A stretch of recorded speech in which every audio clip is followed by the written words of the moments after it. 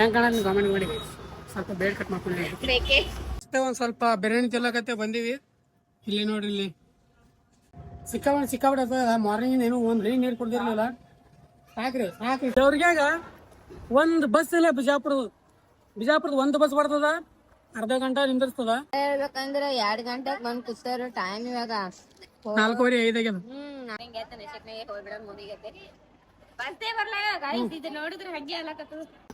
ಒಂದು ಕೆಲಸ ಪಟ ಅಂತ ಮಾಡಲ್ಲ. ಈಗ ಒಂದು ಫೋನ್ ಹಚ್ಚಿರ್ತಾರ, ಮಾತಾಡ್ಕೋತಾರ.